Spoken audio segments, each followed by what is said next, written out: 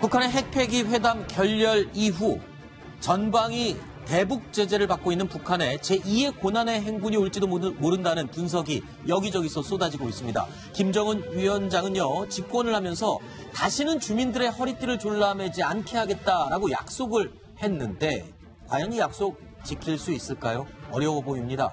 이번 여름이 아주 최대 고비가 될 것이다라는 비보가 김정은 위원장 앞에 도착했습니다. 이 이야기 짚어보겠습니다. 조수진 부장. 네. 사실 북한의 식량 부족 이야기는 어제 오늘 이야기가 아닌데 제2의 고난의 행군. 우리가 말이 고난의 행군 그래서 우리 국민들은 잘 모를 수 있겠지만 북한에서는 그 말만 듣는 것만으로도 등골이 오싹한 아주 무서운 얘기잖아요. 근데 이게 지금 올 여름이 최대 고비고 아마 탈북 쓰나미가 일어날 것이다. 이런 얘기가 들리고 있어요. 네. 오늘 홍콩의 사우스 차이나 모닝 포스트가 중국의 관영 매체를 인용해서 보도를 했습니다. 네. 뭐라고 보도를 했냐면요. 지금 북중 접경 지역에서는 대북 제재가 지나치게 장기화되면서 식량, 생활용품 이런 게 떨어져 가고 있고 그것 때문에 북한 주민들의 불법 거래가 횡행하고 있다. 그리고 이 식량, 그러니까 쌀이 추수를 할 수 있는 시기가 가을이지 않습니까? 그래서 올 여름에 대규모 난민이 중국 국경을 넘으려 할 가능성이 높다. 네. 이렇게 보도를 했어요. 네. 그러면서 북중 접경 지역 지안과 가까운 원평에 오지 검문소를 짓기로 했다. 그러니까 이 최첨단 이동통신 기술을 도입해서 네. 얼마나 넘어오는지 이런 거를 감시하기로 했다. 이런 보도가 나오는 겁니다. 네. 그러니까 대규모 탈북자들에 대비해서 네. 이런 최첨단 경계시설이 지어지고 있다. 이런 보도까지 난 겁니다. 한 박사님. 아니 지금 북한 입장에서는 그나마 유일하게 숨통을 틔워줄 나라가 중국밖에 없는데 국경 지역에서는 중국이 지금 북한 탈북자를 막느라고 아주 혈안이 돼 있군요. 그렇죠. 이게 중국으로서는 또 북한 탈북자를 막지 않으면 그게 뭐 한두 명 넘으면 모를까. 이게 뭐 수만 명이 넘어온다면 중국의 안보나 이런 데도 상당한 위기가 오는 겁니다. 왜 위기가 오죠? 안보가?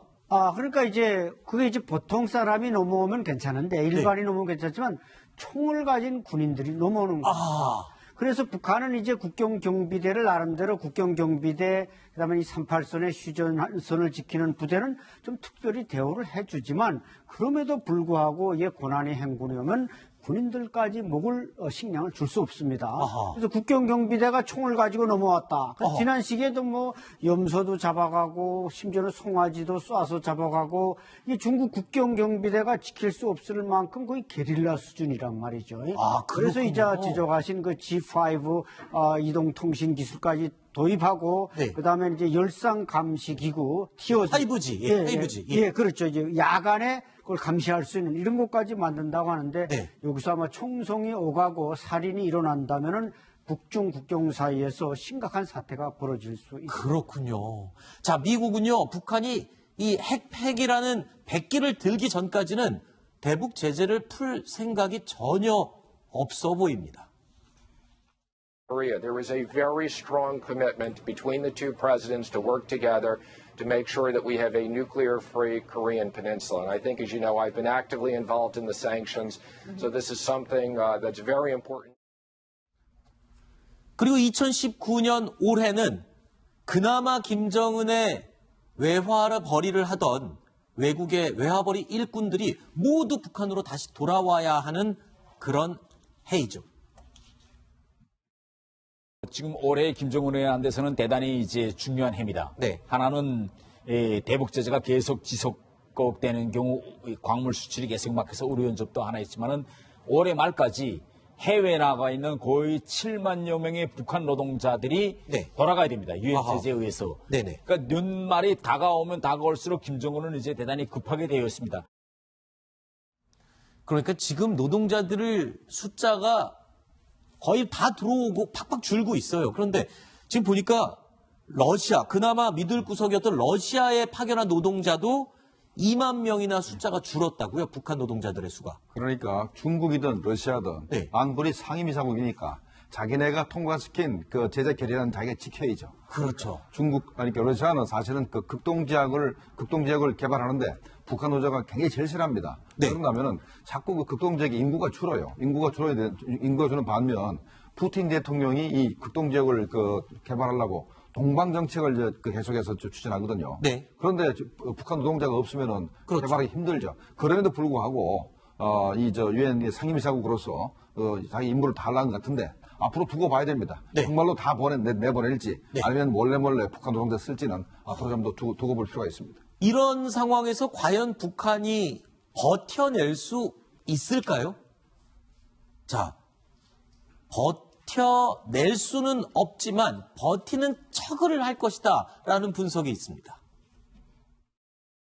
우리가 충분한 이야기를 좀 더 할 시간을 주셨으면 좋겠습니다. 우린 1분이라도 귀중하니까. 하노이 회담에서 북한이 실패작으로 본 것은 하노이 전까지 너무 제재 요구한 거예요. 한국에도 요구하고 미국에도 요구하고 회담장에 가서도 그러고 미국한테 그 약점 잡혔다. 우리가 지금은 어떤 건가 하면 해제 안 해줘도 돼. 좀 약간 한동안 좀 버티면서 입장으로 정리방구가 될. 저렇게 되면 얼마나 북한 입장에서는 좋겠습니까만 지금 현실적으로 버틸 수 있을까요?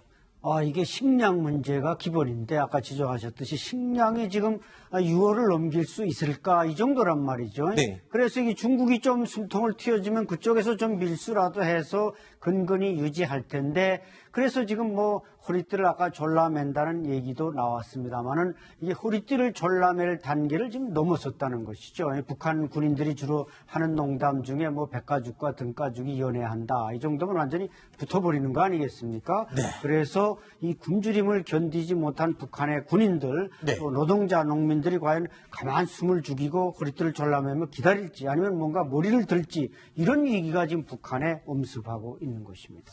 알겠습니다.